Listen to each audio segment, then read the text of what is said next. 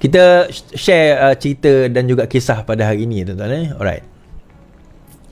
Berkenaan dengan pembebasan Zahid, dilepas tanpa dibebaskan.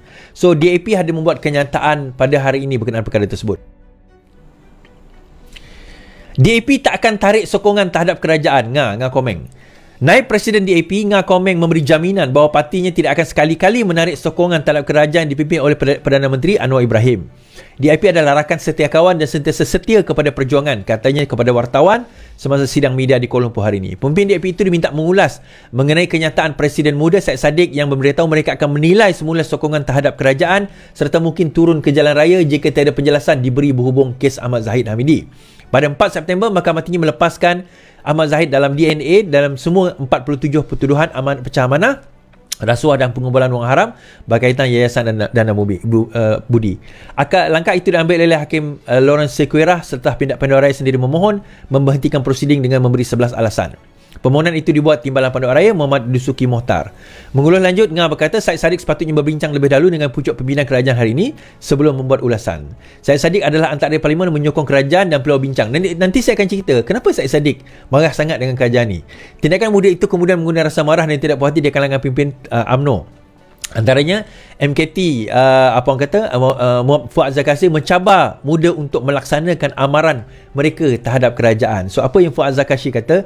Fuad cabar muda tarik sokongan agar terbukti anak jantan tulen. Ahli MKT UMNO Muhammad Fuad Zakassi hari ini mencabar parti muda untuk melaksanakan amaran mereka terhadap kerajaan. Bahkan Muhammad Fuad juga menganggap langkah tersebut boleh membuktikan amaran muda benar-benar anak jantan yang tulen atau sebaliknya. Dalam hantaran Facebook, Muhammad Puan menyifatkan amaran muda beberapa hari lalu sebagai satu ugutan kerana tidak diterima menyertai PH sebelum ini. Parti muda tidak perlu lagi memberi amaran untuk tarik sokongan atau turun ke jalan raya. Tarik saja sokongan kalau muda anak jantan tulen. Lagipun muda secara tidak rasmi sudah keluar dari kerajaan perpaduan. Muda bertanding solo di PRN 6 negeri, semua hilang deposit. Muda yang langgar red line, katanya. Muhammad Puan yang juga speaker dan Undang Negeri Johor menambah, muda tidak perlu menjadi kes Ahmad Zahid Hamidi baru-baru ini sebagai ugutan untuk membolehkan parti itu diterima masuk ke dalam Pakatan Harapan. Kenyataan Muhammad Puan itu hadir selepas muda pada 5 September lalu memberitahu mereka akan menilai semula sokongan terhadap kerajaan. Baik. Kenapa sebenarnya muda dah mula attack kerajaan Pakatan Harapan? Nah, tuan-tuan kena faham perkara ini. Muda bukan baru mula attack kerajaan Pakatan Harapan Perpaduan itu. Muda bukan baru mula. Serangan ini sudah bermula sewaktu PRN Johor dan juga Johor dan juga Melaka dahulu pun dah bermula dah. Sewaktu PRN Johor dan Melaka pun sudah pun bermula. Cuma pada waktu itu bila saya dan beberapa orang yang lain menyebut tentang muda, berkata begini begitu, ada beberapa pimpinan daripada PKR, daripada DAP, daripada Amanah sendiri kata tak, muda tak macam tu, muda okey, muda boleh bersama kita, muda ini, muda itu. So baru-baru ni saya jumpa dengan Naim Jusri, Naim Jusri, ketua cabang MUA. Saya tanya dia, ready ke nak langgar muda kat MUA? Dia kata, we are ever ready. Kita orang bersedia, dia kata. Kan? Okay, kalau kau langgar muda kat luar MUA, I will help you. Tak ada masalah, kata. Kita langgar, tetap langgar. Nah, soalan dia, kenapa muda daripada dulu? Yang pertama sekali, tuan-tuan kena ingat, saya kata, lapdog Mahathir, dia sebut, nanti sekejap lagi dia akan sebut DAP ni lapdog kepada Zahid. Lapdog kepada Mahathir adalah muda. Kita kena faham ini.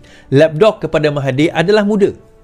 Dia ada ada beberapa nama lah lapdog Mahathir ni, saya boleh kata. Muda, Latifah Koya, Ambiga dan juga Maria Chin. Ini adalah antara lapdog Mahathir.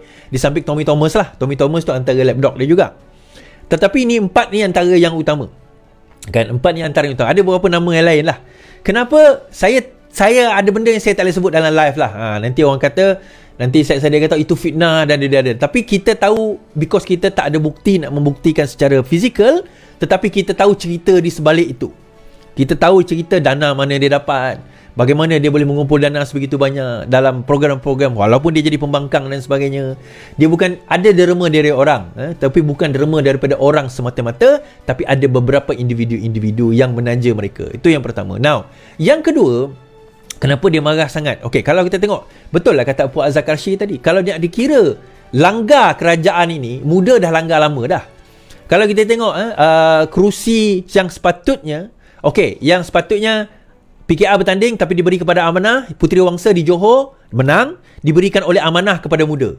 Saya cakap dengan Faiz Fazil lagi tempoh hari, kenapa bagi kepada Muda? Saya jumpa dia, saya tanya Faiz Fazil, kenapa bagi pada Muda? Kalau Faiz ingatlah kita perjumpaan kita dekat airport kan, kalau Faiz ingatlah kan, kenapa bagi pada Muda? Dia kata begini begitu. Saya macam okeylah, tak apalah, itu kerusi kau, lantak kau nak bagi. Tapi kita gaduh-gaduh dengan Amanah, kita bagi kerusi tu, dia bagi pada Muda.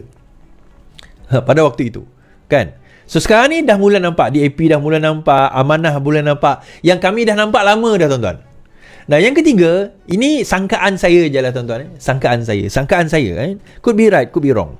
Sekarang ini, Syed Saddiq menghadapi tuduhan yang amat berat berkaitan dengan bukan penyalahgunaan, criminal breach of trust, pecah amanah, di mana lebih kurang dalam satu jumlah jutaan ringgit, 1 juta kot, dikatakan telah disalahgunakan oleh Syed Saddiq. Okey, telah disalahgunakan oleh Syed Saddiq dan telah pun dibuktikan terdapat prima facie. So sekarang ini tengah defense stage. Now, ini sangkaan saya, berkemungkinan apa yang dia try to create satu naratif bahawa kerajaan ini adalah kerajaan yang tidak boleh harap. Kerajaan ini adalah kerajaan yang prosecute, yang mendakwa seseorang secara politikal. So dibuat ona.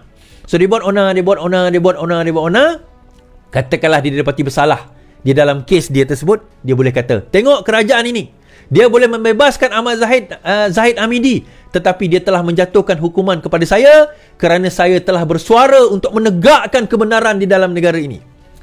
Bukannya dia melihat kepada fakta. Even dalam kes Zahid pun, dia tak lihat pada fakta pun tuan-tuan. Majoriti orang-orang dia pun, walaupun so-called budak muda yang pandai dan bijak bistari, tapi akhirnya melutut di bawah kebodohan dan kedunguan.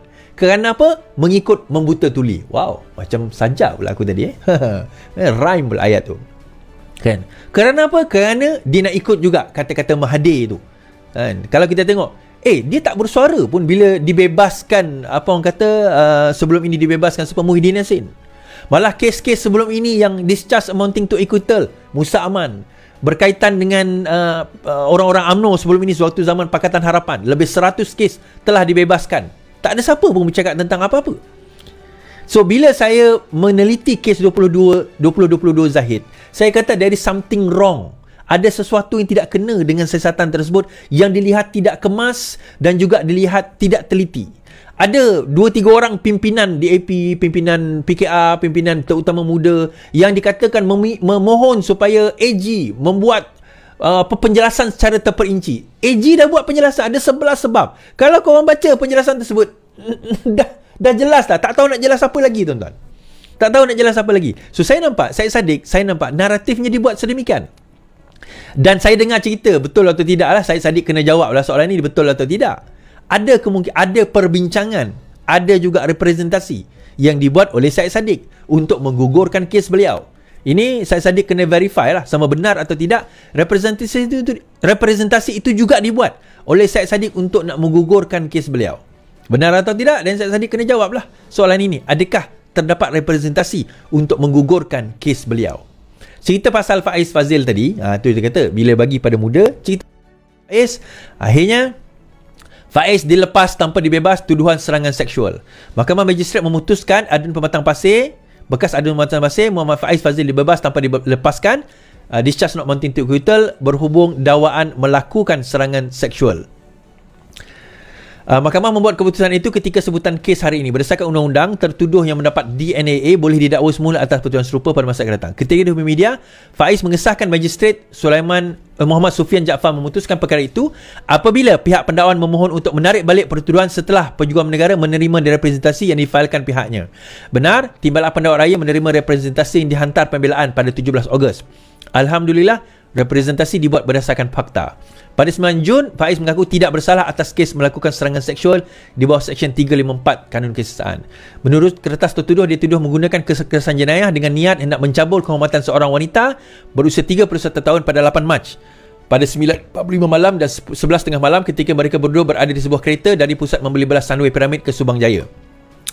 Wanita yang didakwa mangsa itu kena pasti oleh portal dalam talian Malaysia Now pada laporan 24 Mac sebagai ahli PKR. Faiz yang juga anggota amanah Jawatan Kuasa Pusat Amanah pada ketika itu menafikan semua tuduhan dan mengesahkan akan bekerjasama dengan pihak polis berikutan laporan wanita itu dibuat pada 16 Mac. Seksyen 354 Kanun Kesesahan memperuntukkan hukuman penjara sehingga 10 tahun. Saya tahu kes ni dan saya tahu kenapa dia lepas. Tapi detail itu saya tak nak reveal lah sebab dia melibatkan wanita tersebut. Dan bagi saya wajar sebenarnya dia lepas kes tersebut. Dia bukan masalah, saya kenal Faiz je. Dan Faiz sendiri yang kata ini dengan amanah, dengan muda waktu itu kan. Saya tak setuju, saya kata saya tak setuju. Tapi di dalam hal ini saya setuju dengan Faiz. Saya setuju kenapa kes itu digugurkan dan saya tahu detail berkenaan dengan kes tersebut. Again, menghormati wanita tersebut dan juga menghormati mahkamah, saya tak boleh sebut secara detail. Kalau kita minum kopi, nanti saya cerita. Kan? Nanti saya cerita. Kalau kita minum kopi, boleh kita cerita. Banyak benda saya tak boleh cerita, tuan-tuan. Ini kadang-kadang ialah dia melibatkan kepada apa orang kata? Ialah dia melibatkan kepada undang-undang kan. Jadi tak boleh dicerita. Baik. Habis cerita Faiz dengan juga muda tadi. Malam ni